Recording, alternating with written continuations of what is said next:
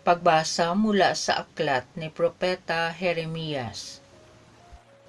Ito ang sinasabi ng Panginoon.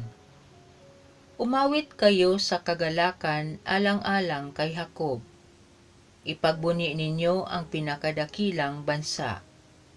Magpuri kayo at inyong ipahayag na iniligtas ng Panginoon ang kanyang bayan, ang mga nalabi sa Israel. Narito, sila'y ibabalik ko mula sa hilaga. Titipunin ko sila mula sa mga sulok ng sanlibutan, kasama ang mga bulag at mga pilay, ang mga inang may pasusuhin, pati yaong malapit ng mga anak. Sila'y talagang napakarami. Uuwi silang nag-iiyakan habang daan, nananalangin samantalang inaakay ko. Dadalhin ko sila sa mga bukal ng tubig, pararaanin sa maaayos na landas upang hindi sila madapa. Pagkat ang Israel ay para kong anak, at si Ephraim ang aking panganay. Ang salita ng Diyos. Gawa ng Diyos ay dakila, kaya tayo'y natutuwa. Nang lingapin tayo ng Diyos at sa Siyon ay ibalik, ang nangyaring kasaysayay parang isang panaginip. Lahat tayo ay natuwa, masasayang nagsiawit.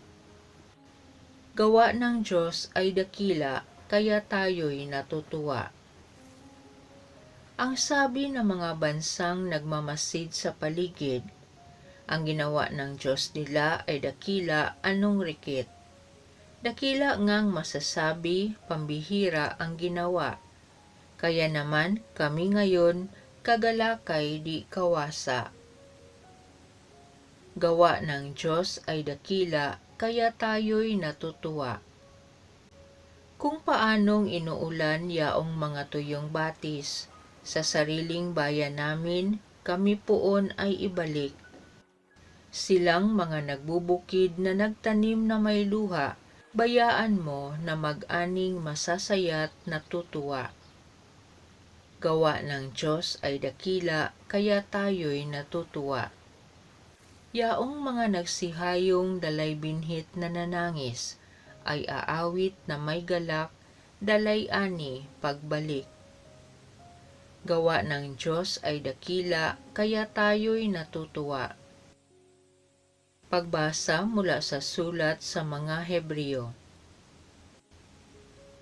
Ang bawat dakilang saserdote pinili sa mga tao at itinalagang maglingkod sa Diyos para sa kanila upang maghandog ng mga kaloob at mga hain dahil sa mga kasalanan.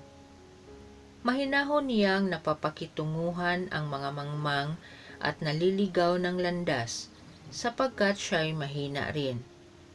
At dahil sa kanyang kahinaan, kinakailangang siya'y maghandog ng hain, hindi lamang para sa kasalanan ng mga tao, kundi para sa kasalanan din niya.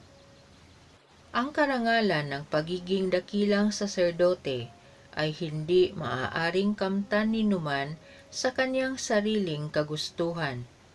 Ang Diyos ang humihirang sa kanya tulad ng pagkahirang kay Aaron. Gayon din naman, hindi si Kristo ang nagtaas ng kanyang sarili sa pagiging dakilang saserdote. Siya hinirang ng Diyos na nagsabi sa kanya, "Ikaw ang aking anak, ako ang iyong ama." Sinasabi rin niya sa ibang bahagi ng kasulatan, "Ikaw ay saserdote magpakailanman, ayon sa pagkasaserdote ni Melkisedek." Ang salita ng Diyos. Si Kristo ay nagtagumpay, nalupig ang kamatayan, nagniningning ang pagkabuhay. Ang mabuting balita ng Panginoon ayon kay San Marcos. Noong panahong iyon, dumating si Jesus sa Jericho, kasama ang kanyang mga alagad at marami pang iba. Nang umaalis na sila roon, may naraanan silang isang bulag na nakaupo sa tabi ng daan at namamalimos. Siya'y si Bartimeo, anak ni Timeo. Nang marinig niyang naroon si Jesus na taga Nazaret, sumigaw siya ng ganito, "Jesus, anak ni David, mahabag po kayo sa akin." Pinagsabihan siya ng mga tao at pinatatahimik, ngunit lalo pa siyang nagsisigaw, "Anak ni David, mahabag po kayo sa akin." Tumigil si Jesus at kaniyang sinabi, "Tawagin ninyo siya." At tinawag nga nila ang bulag. "Lakasan mo ang iyong loob," sabi nila. "Tumindig ka." Ipinatatawag kaniya. Iniwaksin niya ang kaniyang balabal, paluksong tumayo at lumapit kay Jesus. "Ano ang ibig mong gawin ko sa iyo?" tanong sa kanya ni Jesus. Sumagot ang bulag, "Guro, ibig ko po sanang makakita."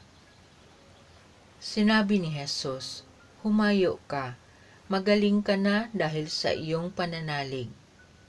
Noon din ay nakakita siya at sumunod kay Jesus. Ang mabuting balita ng Panginoon.